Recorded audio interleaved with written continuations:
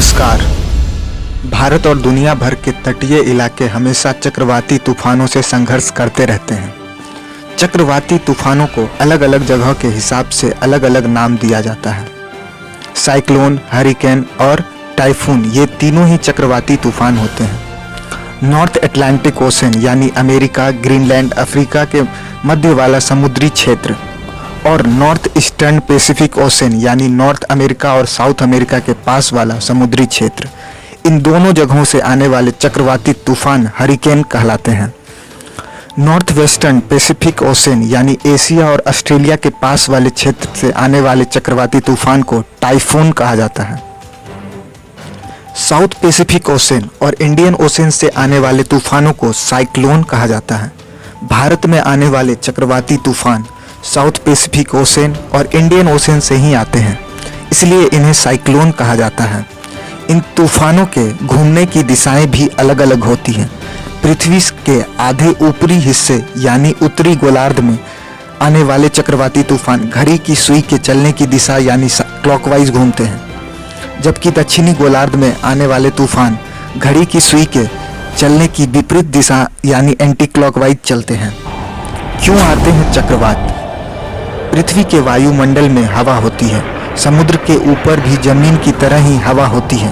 हवा हमेशा उच्च दाब से निम्न दाब वाले क्षेत्र की तरफ बढ़ती है और ऊपर उठने लगती है। जब समुद्र का पानी गर्म होता है तो इसके ऊपर मौजूद हवा भी गर्म हो जाती है और ऊपर उठने लगती है। इस जगह पर निम्न दाब का क्षेत्र बनने लग जाता है।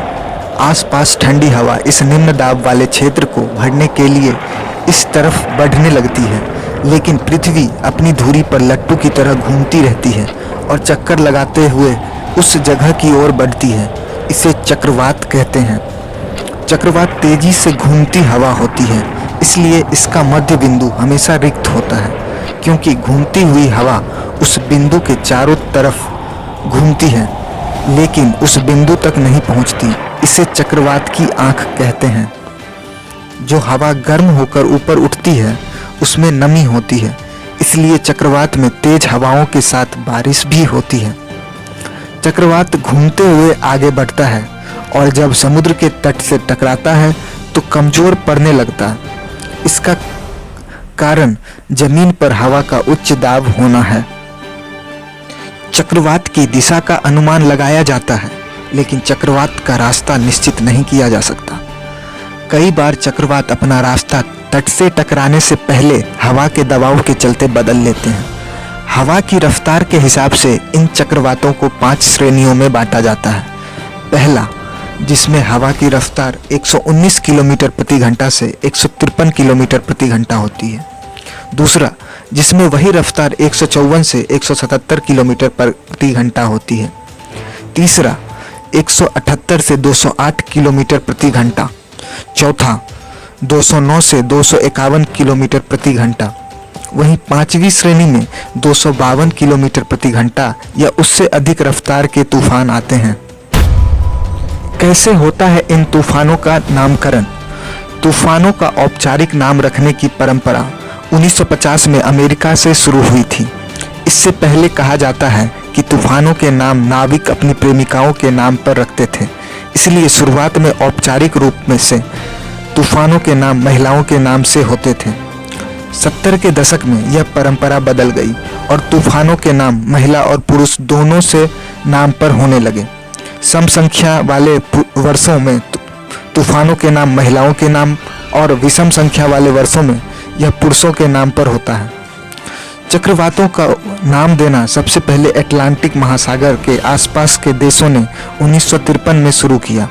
अब वर्ल्ड मीटियोरोलॉजिकल ऑर्गेनाइजेशन ने सिस्टम बनाया है कि चक्रवात जिस क्षेत्र में उठ रहा है उसके आसपास के देश ही उसे नाम देते हैं। अरब सागर और बंगाल की खाड़ी में आने वाले समुद्री तूफानों के नाम रखने का सिलसिला 16 साल पहले यानी 2004 में शुरू हुआ। इसके लिए एक सूची बनाई गई। इसमें 8 देश हैं। 8 देशों में हर एक देश को 8-8 नाम देने हैं। जब जिस देश का नंबर आता है तो उस देश की लिस्ट में दिए गए नाम के आधार पर उस तूफान का नामकरण कर दिया जाता है। तूफानों के नाम 8 देशों ने दिए हैं। इनमें Bangladesh, India, Maldives, Myanmar, Oman, Pakistan, Sri Lanka और थाईलैंड शामिल है। हर देश ने 8 नाम दिए हैं। इस तरह कुल 64 नाम तय किए गए हैं। 2004 में जब तूफानों को नाम देने की शुरुआत हुई तो पहले अंग्रेजी अल्फ़ाबेट के हिसाब से बांग्लादेश को ये मौका मिला। उसने पहले तूफान को ओनिल नाम दिया। इसके बाद जो तूफान आए उनके नाम क्रमानुसार तय किए गए।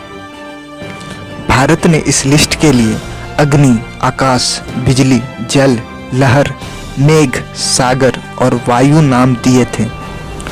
बीबीसी की एक खबर के मुताबिक अमेरिका ने वर्ल्ड वार 2 के दौरान चक्रवातों को महिलाओं का नाम देना शुरू कर दिया था।